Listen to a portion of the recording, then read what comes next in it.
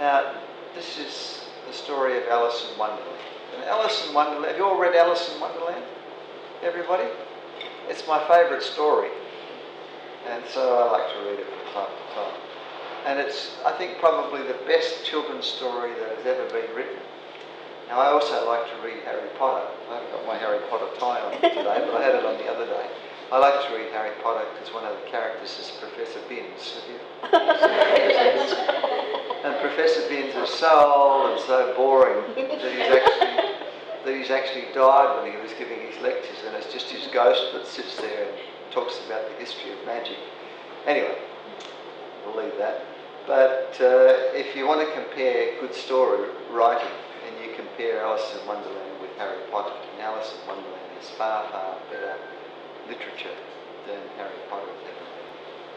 But at one stage in Alice in Wonderland, Alice comes across this little book, and what does she say? She said, but it had no pictures in it.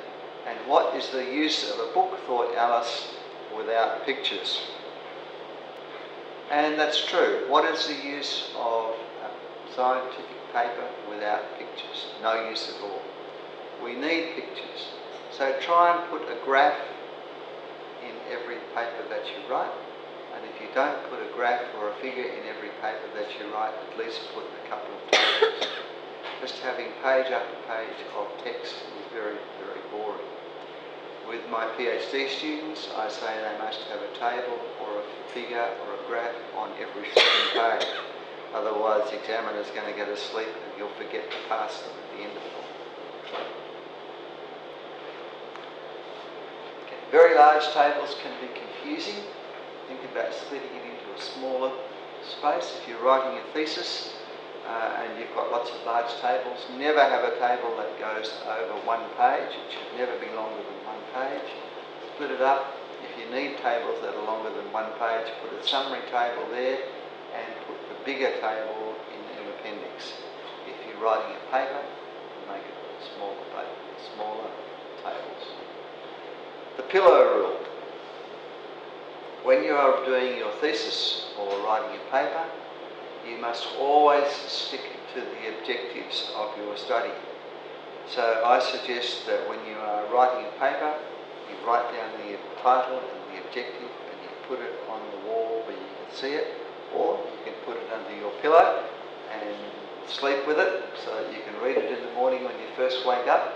And then when you go to write your paper, make sure that the objective is included in the introduction. Make sure that the literature review is always about that objective. Make sure that the objective appears in the methods and in the results and in the conclusion. So you should be able to take each section of your paper and know what the objective or the objectives of that paper are. Okay? It's really important that your papers are focused in that way. Now, the nursery rhyme rule. We've had fairy tales, we've also got nursery rhymes. Nursery rhymes are examples of writing that's got a double meaning. In the olden days in England, there was censorship. The government was upset about certain things and would not let people talk about them. For example, you were not allowed to criticise the king or the princes or the princesses, and sometimes things happened that the government did not want news to spread. For example, if there was a big plague and lots of people were dying, they didn't want the population to panic and to run away. Well, they simply said, you can't tell anybody about this. But what did the people do? As they always do, as they do in China now, they send text messages and messages through their friends and things like that. They always find a way to spread information. And so what they did was they wrote nursery rhymes, which were little stories that the children told, but they were stories that had a more serious meaning as well. Here's an example of a nursery rhyme. Twinkle, twinkle, little star, how I wonder what you are. I used to be able to sing it in Korean, but I won't even try and do that. This is an example of a nursery rhyme that doesn't have a double meaning. This is simply a nursery rhyme about stars and that's that. But this one's different. Ring, ring around a rosy, a pocket full of posies, ashes, ashes, we all fall down. This is a very old nursery rhyme that used to be sung by children as they would dance around in a circle. But it actually refers to the fact that the plague is coming and is already in the village next to us. Ring a ring of rosy referred to the red blotches that people got in their faces when they got the bubonic plague. Ashes, ashes referred to the fact that the people died from the plague and their bodies were burned and made into ashes. So it's a very serious message that's been transmitted in a colourful way. So it's a nursery rhyme which has got two meanings. A playful one for children, but a very serious meaning as well. Here's another one, Georgie, Porgy, pudding and pie. Kissed the girls and made them cry. When the boys came out to play, Georgie, Porgy ran away. And that's actually Georgie Porgy. He was a nobleman, a British duke, and he had lots of lovers and girlfriends and boyfriends, but of course nobody could tell the story about how bad he was because that was censored, so they made a nursery rhyme about it instead. Okay, so don't write a nursery rhyme. The writing style for a paper has got to be absolutely direct. It's got to be scientific, no flowery language, no slang, no exaggerations.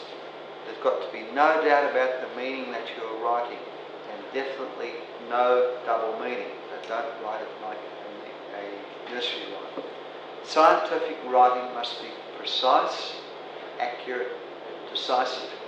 And accurate means that you've got to add caveats such as confidence intervals.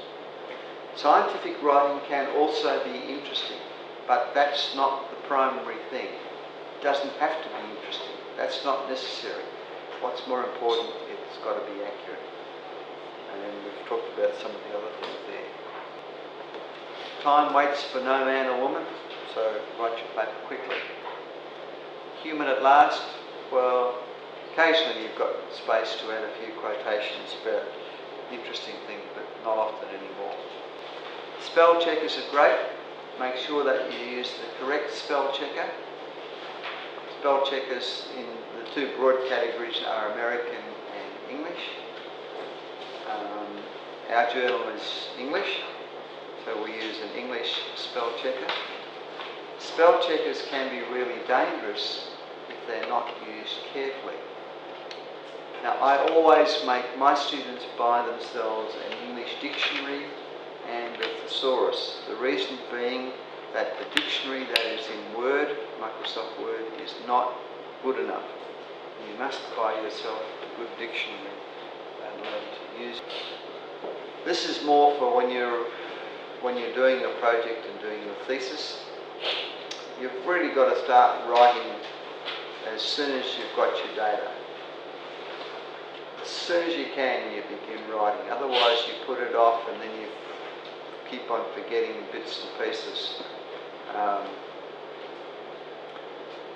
Occasionally, you actually even forget that you've written papers. I was sitting down with my PhD student just before I came here, about 11 o'clock today, and we went through my computer and suddenly found a paper that I'd written a year ago, which I'd completely forgotten about with her on her data, and we'd just simply forgotten to submit it somewhere, so I'll just have to update the references and send it off. I've got 5 papers ready to submit before Christmas, and it's going to be a busy